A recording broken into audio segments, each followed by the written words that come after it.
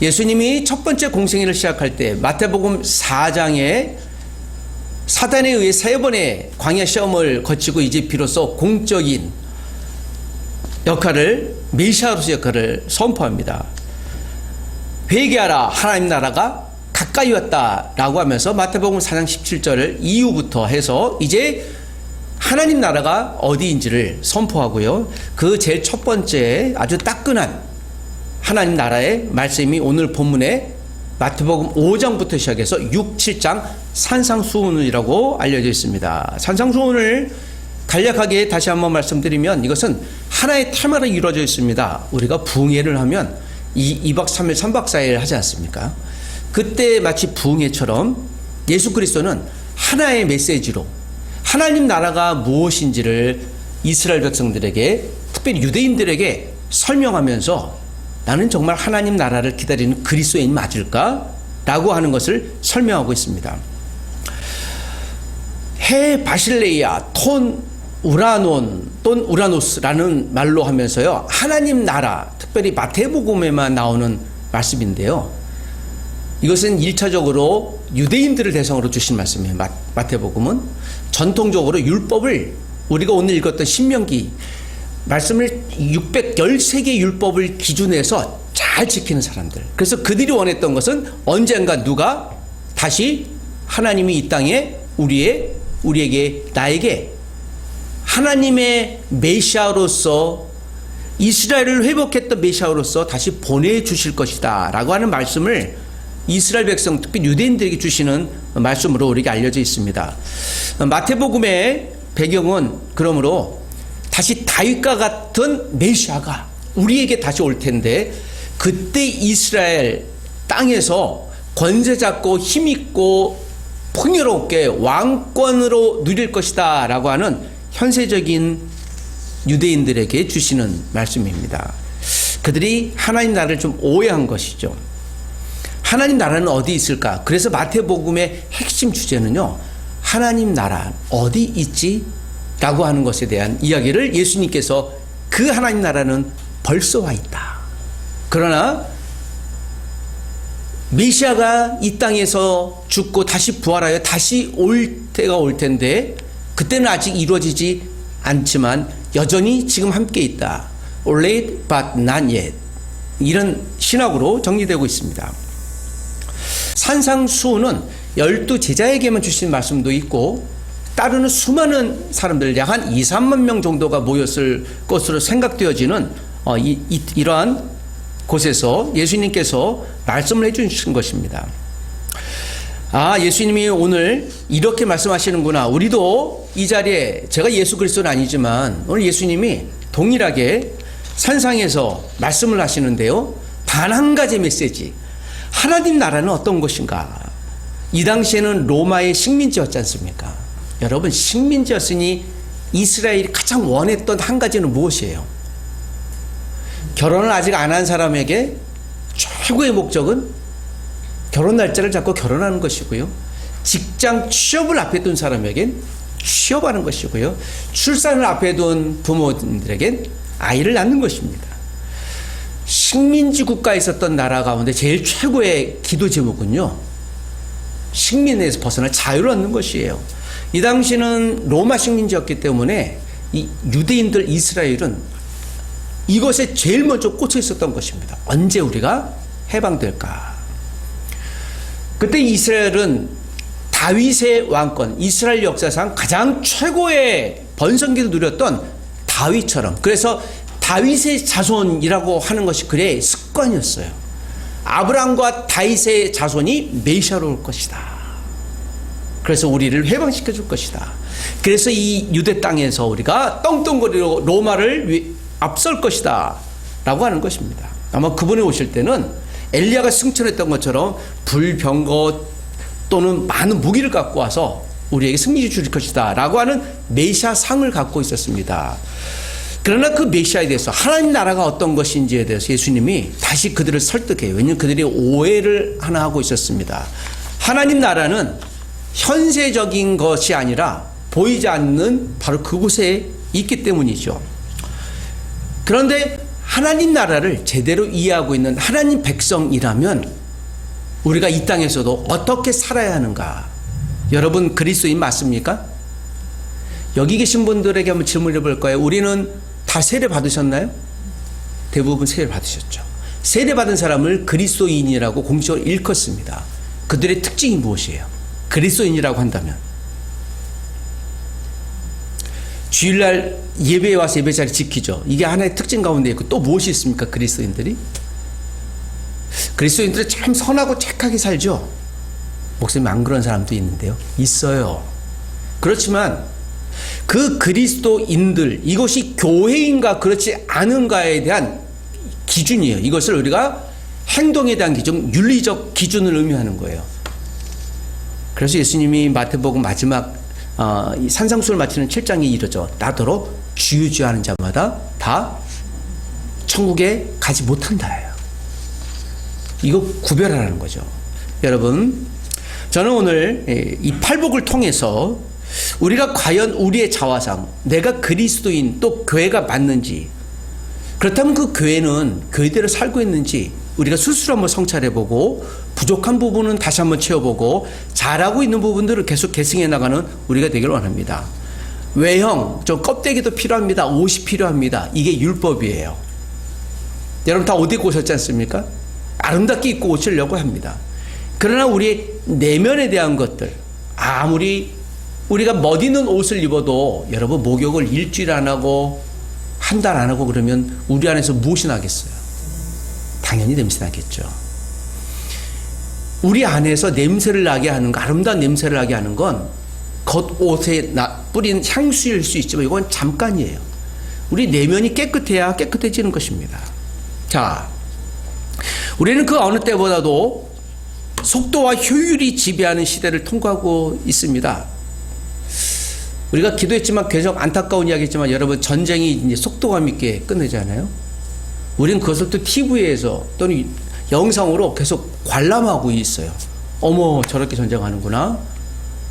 그 수많은 사람들의 영혼이 육체가 지금 생존 앞에 있는데 우리는 그것을 긴장감에서 자 이렇게 보면 우리가 이 시대가 살아가는데요. 속도가 굉장히 빠른 시대, 효율적인 시대.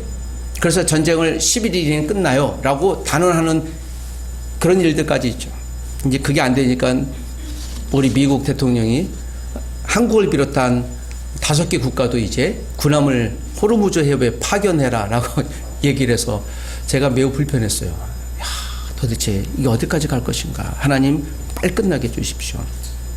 그러니까 우리가 이 시대가 결과에 있는 거예요.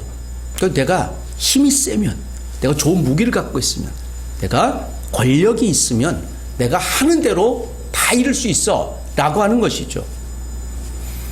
여러분 로마처럼 권력과 힘이 있지만 그 로마 제국은 지금 존재하지 않습니다. 다시 오늘 본문으로 돌아가 여러분 오늘 우리가 그리스도인으로 또 하나님 나라를 지키는 기대하는 사람으로서 우리가 무엇을 했느냐 그 doing이라고 합니다. 너 어떤 걸 했어? 그 결과 열매보다 우리가 그리스도인으로 그대로 존재하는가, 우리가 연약해져 보이는 것처럼 가난해지고 또 우리가 약한 사람처럼 살아갈지라도 나의 정체성은 여전히 그리스도인으로서의 being 지키고 있는가. 그래서 오늘 무엇을 했느냐보다 우리는 어떤 존재로 살아가고 있는가, 하나님 나라를 우라노스를 제대로 지키고 있는 사람으로 살아가고 있는가를 세 가지 관점에서 예수 그리스도는 팔복으로 우리에게 이야기합니다. 여러분 이 팔복은 전부 다 추상명사예요. 하나님 나라를 소유한 자들의 특징은 이러하다라고 보여주는 겁니다. 그 첫 번째 특징이 무엇인가 하면요, 여러분 3절에서 5절까지입니다. 자 여러분 3절 4절 5절을 한 번 더 읽어보겠습니다. 다 같이 시작. 심령이 가난한 자는 복이 있나니 천국이 그들의 것이며 애통하는 자는 복이 있나니 그들이 위로를 받을 것이며 온유한 자는 복이 있나니 그들이 땅을 기업으로 받을 것이며. 자, 심령이 가난한 자는 어떠한 사람을 의미할까요? 마음이 가난한 자는 어떤 사람이라고요? 천국이 그들의 것이다. 그래서 이 천국이란 개념은 유대인들이 쏙 하고 가장 귀 기울여 듣는 단어라고 그랬잖아요. 그래서 천국으로 시작하는 거예요. 그리고 7장까지 천국은 어떤 사람들의 소유인가, 이것을 듣는 사람들은요, 내가 오해하고 있었네, 내가 하나님 나라 그리스도인 백성이 아니네 라고 이야기할 수도 있는 기준점이 되는 겁니다. 이 사람이 정말 괜찮은 사람이야, 온전한 사람이야 라고 하는 기준은 무엇입니까? 어제 제가 어떤 영상을, 설교를 준비하다가 잠깐 영상을 보게 됐는데요, 3년 동안 누군가의 재정을 이제 속된 말로 사기를 치고 도망가는 사람이 3년 만에 붙잡힌 광경을 봤어요. 아유, 여러분, 누군가를 사기를 전문적으로 하는 사람을 뭐라고 불러요? 사기꾼이에요. 여러분, 사기꾼은 진짜 있어요, 없어요? 사실 나에게 재정도 많고 권력도 많은데 나에게 투자하면 더 많은 것을 줄게요 했는데 본인이 있어요, 없어요? 그래서 여러분, 사기꾼의 대표적인 특징, 이것이 사탄의 특징이에요. 내게 능력 많다, 힘 있다, 나를 따르면, 나를 믿으면 너에게 복 줄 거야, 그러니 나의 제자가 되거라고 사단이 속삭여요. 선악과를 알게 하는 나무의 실과를 먹으면 하나님처럼 된다라고 속이는 것. 그래서 사기꾼, 거짓말하는 자, 이걸 바알이라고 해요. 이게 사단의 대표적인 특징이에요. 그래서 여러분, 그리스도인들은요, 한국에서도 그렇지만 대표적인 특징이 거짓말 안 하려는 경향을 가져요. 이게 불편하기 시작합니다. 천국은 마음이 가난한 자래요. 제가 조금 더 이해를 돕기 위해 설명하면 이 프토코스라는 말로 이 가난한 자를 씁니다. 이것의 원뜻은요, 절대적 파산 상태에 있는 사람, 그냥 구걸할 수밖에 없는 사람을 의미하는 거예요. 우리가 하나님 앞에 완전히 파산했어요. 그러니까 가난해요. 그러니까 하나님 앞에 어떤 존재여야 돼요? 하나님, 뭘 써달라고? 은혜 주세요 라고 그냥 절대적으로 구걸할 수밖에 없는 연약한 자, 하나님 앞에서는. 이 가난한 자가 그런 뜻이라는 거예요. 여러분, 오늘 하나님, 우리가 은혜 주실 분은 오직 누구밖에 없어요? 하나님밖에. 하나님 앞에 간구했더니 예배하고 이게 잘 안 되니까 불교도 갔다가 이슬람도 갔다가 또 저기 점도 보러 가는 그런 사람들, 서울 시민의, 서울에 있는 점집의 60%를 먹여 살리는 게 교회 다니는 성도라면서요. 예, 그 무당들이 그런 통계를 냈더라고요. 그래서 교회에게 참 감사하다. 그러니까 우리가 내가 원하는 것들을 들으려고 하는 경향성이 있습니다. 이게 욕망이고 욕구인 거죠. 우리가 절대적인 파산 상태, 가난한 사람들, 그런 사람들이에요. 율법을 잘 지키는 그런 사람들이 아니라는 걸 이렇게 선포하고 있는 겁니다. 이 말 들었던 유대인들, 그러니까 바리새인들, 사두개인들은요, 이제 불편하기 시작하는 거죠. 나는 율법을 지키는 자가 하나님 나라를 상속받는 사람인데, 난 태어날 때부터 유대인인데? 라고 하는 것에 대해서 이제 돌을 던지는 겁니다. 여러분, 우리 마음이 하나님 앞에 가난해지시길 부탁드립니다. 부자면요, 풍요로우면요, 다음에 하지 할 수 있어요. 여유가 있으니까 어떻게? 내가 좀 나중에 하지 할 수 있는 거예요. 당장 배고라 줄 것 같으면 무릎 꿇게 됩니다. 살려주세요. 이게 바로 천국을 소유한 자의 마음이라는 거예요. 4절에 보면 애통하는 자가 있습니다. 애통하는 자를 이렇게 판데오라는 말을 써요. 이거는 죽은 자를 슬퍼하듯 가장 깊은 통곡을 하는 그런 상태를 의미하는 거예요. 그러니까 애통이요, 그러니까 가슴이 어떻다고 그래요? 찢어진다라고 하지 않습니까? 가슴이 무너진다라는 표현을 쓰잖아요. 여러분, 언제 가슴이 찢어지고 무너집니까? 사랑하는 애인이 떠날 때 가슴이 무너지죠. 사랑하는 우리 가족이 세상을 떠날 때 가슴이 찢어지고 무너지잖아요. 20대 자녀를 먼저 보낸 어머니하고 잠깐 대화하면서 그분이, 목사님, 분노나고 가슴이 찢어져요, 무너져요 라는 이야기를 듣는데, 그 심정이 무엇인지에 대해서 제가 잠시 들어보면서 저도 그래요. 그분의 대화가 아마 저는 애통이라는 걸 그렇게 했을 거예요. 여러분, 우리가 이 땅에서 세상을 떠나면 천국에 가지 않습니까? 얼마나 감사해요. 그런데 그렇지 못한 분들을 볼 때 우리가 어떤 마음을 가져야 돼요? 우리가 불쌍한 마음 이상으로 애통하는 마음이 바로 이런 마음이에요. 가슴이 찢어지는 거예요. 그냥 절썩 무너지는 것입니다. 이런 마음이 애통하는 자예요. 애통하는 자가 복이 있다고 그래요. 그들이 위로를 받을 것이고, 하나님이 위로하는 자는 잃어버린 영혼에 대한 가슴이 무너질 때 하나님이 또 우리에게 그러한 동일한 은혜를 준다라는 것입니다. 그리고 온유한 자는 복이 있답니다. 그들이 무엇을 받을 것이다? 땅을, 이 말만 나오면 한국 분들이 제일 좋아한다는 말을 해요. 땅을 기업으로 받을 것이다. 그래서 이 부동산 좋아하는 한국 분들의 대표적인 특징이라서 마태복음 5장 6절, 6절 참 좋아한다고 하는데요. 이 말은요, 이 땅이라는 것이 여러분 아시겠지만 천국을 의미하는 거예요. 천국의 땅. 그러니까 보이지 않는 땅인 거죠. 여러분, 우리가 보이는 땅을 위해서도 투자 많이 하잖아요.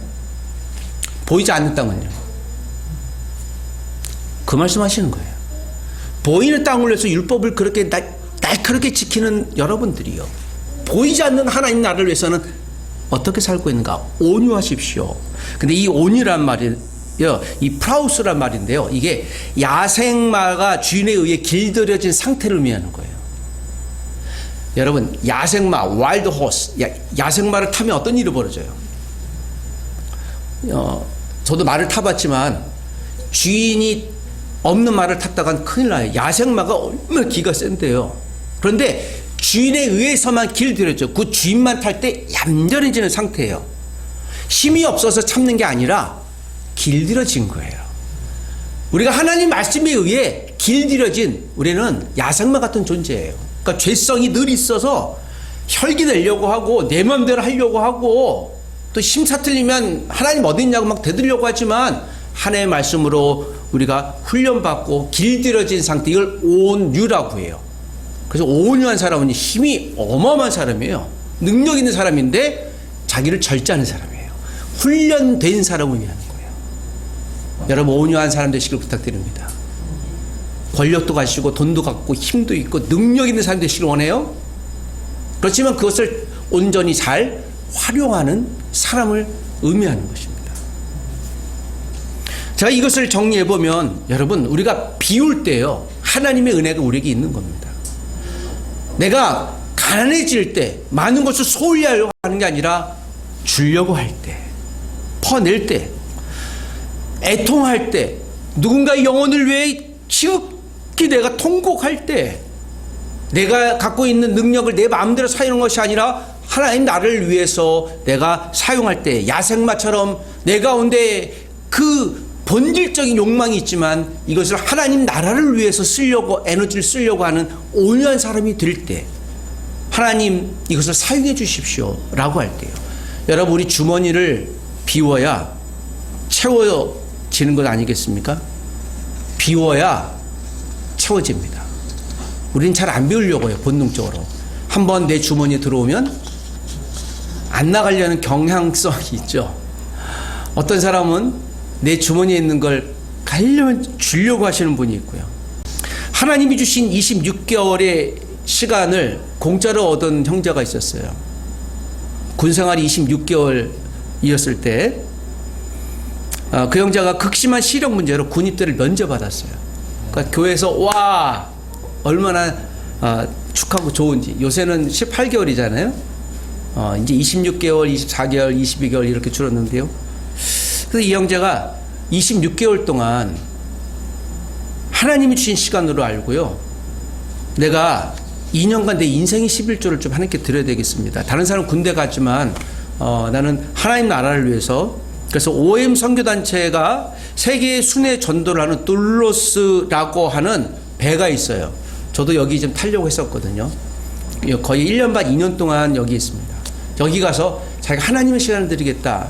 전 세계 한 50몇 개국을 이렇게 돌아다니면서 전도하고 선교하고요. 그러니까 자기 돈 들여서 자기가 쓰는 거예요. 하는 거예요. 이 형제가 무엇을 했는가 하면요, 그 전 세계에 가서 배를 타니까 그 배에 가면 역할이 있어요. 뭐 어떤 선장의 역할이 있고 뭐 설교하는 사람이 있고 여러 가지 역할이 있어서 자기는 뭐 했나 물어봤더니요, 2년 동안 감자만 깎았대요. 예. 그래서 뭐 감자만 깎았어. 근데 처음에는 약간 불만이 있었는데 감자만 깎다 보니 자기가 감자를 제대로 못 깎으면 다른 사람 굶잖아요. 그 2년 동안의 감자 깎음이 인생을 허비한 게 아니라 섬긴다는 게 무엇인가에 대해서 매우 철저히 잘 배웠다. 그러면서 자신의 시간을 하나님께 드리고 나중에 2년 뒤에 복귀하고 보니까요, 굉장히 많은 사람들의 마음도 알게 되고 전 세계를 다니면서 보았던 것, 내가 볼 수 없는 것들을 본 것에 대해서 얼마나 꽤 감사했는지, 자신의 시간을 내어드리고 비우니까 셀 수 없는 것들을 하나님께서 은혜를 주시더라라는 이야기를 들어봤습니다. 여러분, 꼭 이 형제뿐이겠습니까? 우리가 하나님께 드려야 되는 거예요. 우리가 오늘도 주일대 여러분 7분의 1을 드리잖아요. 일주일에 1시간을, 하루를 작정하지 않습니까? 우리가 10분의 1을 작심해서 드리잖아요. 11조를. 왜요? 다음에 10의 구조는 누구 거기 때문에. 그것도 하나님 것이고 10분의 1도 하나님 것이에요. 여러분, 일주일 월화수목 금토는 누구 것입니까? 이것도 하나님이 주신 나의 소명의 삶인데 내가 의지대로 마음껏 살잖아요. 자기 거 나름대로. 주일은 하나님 앞에 나오는 것이죠. 이것이 여러분 율법의 정신이에요. 우리를 옥매려고 하는 게 아니라, 그렇지, 이거 하나님이 주인이시지. 선과 악을 알게 하는 나무는 누구의 것이에요? 하나님의 것으로 먹지 말라고 한 것은 이 에덴 동산의 주인이 하나님이라는 걸 아담과 하와에게 주려고 했던 것이에요. 보여준 것이에요. 그들이 실패한 것이 여기 있는 것이죠. 우리는 그 마지막 나무 하나마저도 가지려고 해요. 여러분, 비웁시다. 그럼 하나님이 채워주실 거예요. 두 번째 메시지는 6절 7절에 있는 말씀입니다. 이제 비우면 하나님이 채워주신 것으로 나가야 될 줄 믿습니다. 6절 7절 같이 읽습니다. 시작. 의에 줄이고 목마른 자는 복이 있나니 그들이 배부를 것이며 긍휼히 여긴 자는 복이 있나니 그들이 긍휼히 여김을 받을 것이다. 의에 줄이고 목마르다. 이 목마르다라는 건요, 갈망하다는 뜻인데요. 여러분, 당장 물 안 먹으면 어떤 일이 벌어지겠어요? 사막의 광야에 있는 사슴이 목이 말라 시냇물을 찾는다는 말씀이 시편 40편에 있어요. 42편에도 있어요. 거기서 말하는 사슴은요, 사슴이 보통 생물학적으로 물을 갈증이 나는데요, 2시간 이내에 물을 먹지 않으면 이 갈증나 사망한다고 해요. 그러니까 이건 생존 수단인 거예요. 지금 목이 같아서 거의 죽게 된 그런 상황에서, 그러니까 의에 줄이다라고 하는 것은 하나님 나라를 위해서 쓰임받는 어떤 것이에요. 이 의는 무엇이겠습니까? 영어로는 righteousness라고 합니다. 그러니까 의로움, justification, 공의로운 거예요. 그러니까 바른 것, 어떤 그런 것에 대해, 거기에 대해 우리가 목마름이 있어야 되는 것이에요. 수많은 아이들이 집단적으로 전쟁에서 지금 폭탄에 죽었잖아요. 그럼 우리는 그 영혼에 대한 국률함이 어떻게 있어야 돼요? 있어야 되는 거예요. 안타까움이 있어야 되는 거예요. 우리 아이들 어떡하지? 어떻게 세우지? 그리고 정의로움에 대해서 우리가 고민해야 되는 거예요. 우리가 이 정의로움이 기준이 무엇인가에 대한 이야기를 할 수 있어야 되는 거예요. 사랑하는 여러분, 우리가 연약한 자들을 놓고 우리에게 긍휼함이 있기를 원합니다. 불쌍함이 있어야 되는 거예요. 이게 의라고 하는 것이죠. 긍휼히 여기다. 여러분, 긍휼히 여김 받는 사람에게 또 무엇이 있는 겁니까? 그들이 긍휼히 여김을 받는 거예요. 이 긍휼히 여김을 우리가 쉽게 얘기하면 공감입니다. 원어적으로 보면요, 공감이라는 것은 상대방의 입장에 내가 이렇게 서 있는 상태를 의미하는 거예요. 여러분, 손톱에 가시가 들어가 본 적 있습니까? 그러면 그 가시 들은 사람의 고통을 알죠. 자그맣죠. 그런 거 괜찮아 라고 하지 않고, 그거 얼마나 아픈데, 요 가시가. 이런 자그마한 가시를 한번 느껴보는 거예요. 같이 해보는 거예요. 이걸 우리가 공감이라고 해요. 여러분, 누군가 넘어져서 슬퍼하고 아파하고 애통해 하는데요, 거기에 대한 감각이 없어요. 그래서 공감이 전혀 없는 사람을 사이코패스라고 하잖아요. 심리적인 문제 있는 사람이라고 하지 않습니까? 우리가 의에 줄이고 목마른 자, 또 긍휼히 여기는 사람은 복이 있다 그랬어요. 이 복은 하나님 나라를 소유한 사람, 즉 교회는 그리스도인은이에요. 그래서 여러분, 이 땅의 교회는요, 공의로워야 돼요. 의로워야 됩니다. 부정과 그렇지 않은 것에 대해서 얘기할 수 있어야 돼요. 그래서 교회가 고아, 과부, 나그네에게 어떻게 해요? 우리가 오늘 점심 먹을 때 점심값 안 받잖아요. 교회 나올 때 여러분 입장료 얼마 내셨습니까? 혹시 들어오시면서 여러분 입장료 10,000원, 100원씩 내시라고 하면 아마 다음 주에는 거의 안 오실 거예요. 저게 비대면으로 하시죠. 얼마 좋아요, 여러분. 입장료, 여러분 헌금을 내시나요, 입장료로? 우리가 이것을 보면 이 산상수훈은요, 이 말을 들었던 많은 유대인들은요, 매우 불편했을 것이에요. 내가 기대했던 것은 꽃과는 다른 이야기를 하시네. 예수 그리스도는 왜 저런 얘기 하시지? 라고 생각했을 것입니다. 여러분, 그러나 우리가 비우면 하나님 채워주듯이 우리가 의에 줄이고 목마르면 우리가 의롭다고 일컬음 받을 것이고, 우리가 긍휼히 여기면 하나님 우리를 긍휼히 여겨주실 것이에요. 여러분, 하나님의 체험을 기대하는 우리가 되시길 주 이름으로 부탁드립니다. 마지막 메시지는 8절에서 12절입니다. 자, 우리 8절에 12절 8절 한 절만 더 읽어보겠습니다. 다 같이 시작. 마음이 청결한 자는 복이 있나니 그들이 하나님을, 마음이 청결한 자는 누구를 볼 것이라고요? 하나님을 볼 것이라고요. 이 청결한 것은요, 깨끗한 상태를 의미합니다. 여러분, 요새 금 한 돈이 얼마인가요? 네, 90만 원이요? 네, 참 비싸군요. 금 이게 한 바라고 하나요? 뭐 그거를 이제 이렇게 팔더라고요. 그래서 한 바에 투자를 하라고 해서 저 한 바가 얼마지? 이런 한 바 정도가 얼마 정도 될까요? 예, 한 바가 거의 뭐 1kg 정도 되니까, 그래서 보니까는요, 뭐 기천만 원 정도 된다 그래서 뭐 이렇구나. 그러니까 거기에 청결해요. 그러면서 하는 말이가 그래요. 여기에는 순도 99.9%라고 얘기해요. 그러니까 순금을 얘기를 하는 거예요. 그러니까 값어치가 있는 거죠. 제가 비유하는 겁니다. 여러분, 금도 많은 바를 소유하시길 원합니다. 예, 보관할 데가 없으시면 저한테 오시면 제가 잘 사용하겠습니다. 청결한 자, 불순물이 섞이지 않은 상태를 의미하는 거예요. 이걸 여러분 거룩한 자라고 하는 거예요. 거룩한 사람들의 모임, 즉 교회 얘기하는 거예요. 그러니까 죄가 없는 상태를 의미하는 거죠. 여러분, 의인입니까 죄인입니까? 우리가 담대히 얘기할 수 있는 건 의인이라고 얘기하잖아요. 죄는 있지만 예수 그리스도의 보혈로 그 의로움으로 우리를 깨끗이 씻어줬잖아요. 그 청결한 자는 그런 상태를 의미하는 거예요. 즉 하나님 나라를 욕심으로 살지 말아라고 하는 거예요. 여러분, 교회에 오면 만사형통하십니까? 모든 거 복 받습니까? 진급합니까? 결혼합니까? 병에서 낫습니까? 그렇지 않아요. 교회에 오면 그런 복을 받는 조건이 있는 게, 이건 조건절이 아니거든요. 그럼 이것은 무엇을 의미하는 거예요? 다시 한번, 제대로 된 그리스도인 교회는 보이지 않는 것에 대해서, 즉 깨끗한 것에 대해서 추구하는 그런 사람이다.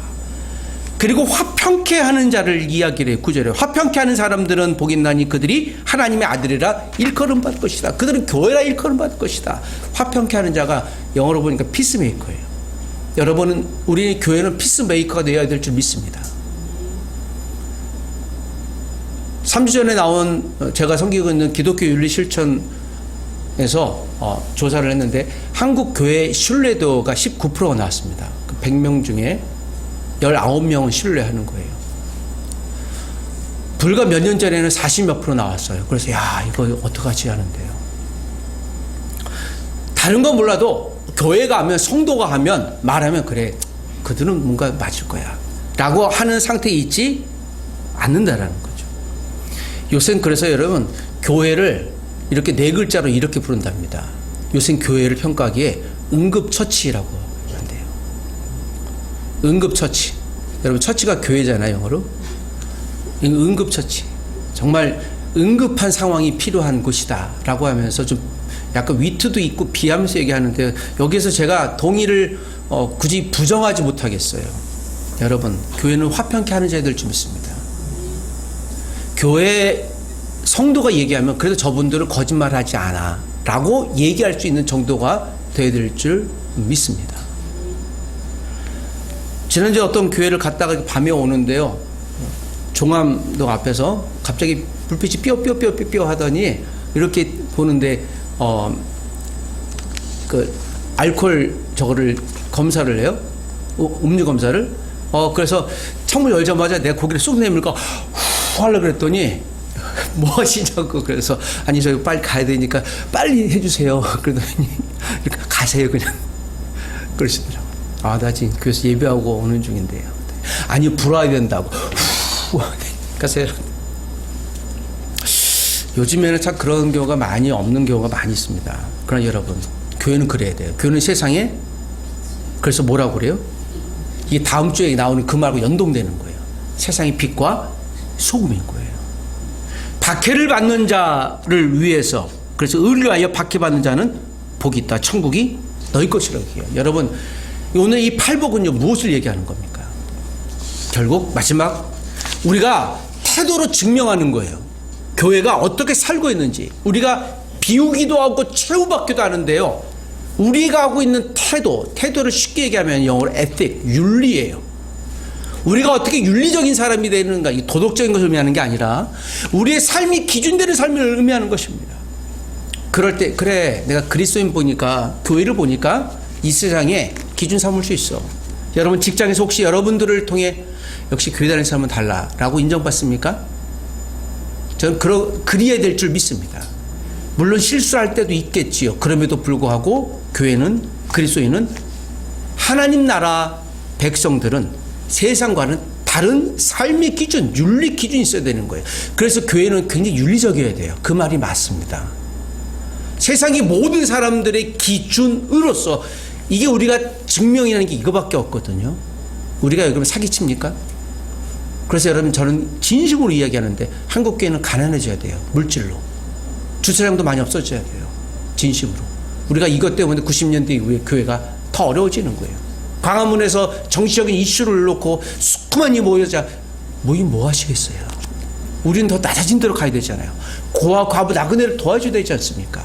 우리가 가난해질수록 더 어려운 사람들 생각해야 되지 않습니까? 사랑하는 가정 여러분, 오늘 이 세 가지 있는 하나님이 주시는 말씀을 함께 나누면서 저는 우리가 결과의 노예가 아니라 내가 그리스도인으로서의 복, 내가 그래 하나님의 사람으로 우라노스 바실레아를 갖고 있는 성도로서 이 한 주일 동안 저와 여러분들이 세상에 기준되는 주의 사람이 되시길 주의 이름으로 부탁드립니다. 역시 교회는 다르다. 역시 교회는, 성도는 다르다. 여러분, 세상이 기준이 되는 믿음의 가족 되시길 주의 이름으로 부탁드립니다. 기도하겠습니다. 하나님 아버지, 이제 우리가 이 세상의 평가와 기준을 내려놓고 주님이 선언하신 팔복의 자리로 나아가기를 원합니다. 부족함을 인정하는 가난한 마음을 주시고, 우리가 곁에 있는 믿음의 사람, 믿음의 동료, 내 이웃과 이웃을 긍휼히 여기는, 불쌍히 여기는 마음을 주옵소서. 우리가 선언을 행하는 곳 어디서든지 그곳의 결과가 아니라 그 과정에서, 중심에서 그들의 아버지 하나님이여 열매가 될 수 있도록 우리를 사용해 주시고, 우리의 존재 자체로 살아가는 예수 그리스도의 이름이 드러나도록 우리를 사용하여 주옵소서. 예수님의 이름으로 기도합니다. 아멘.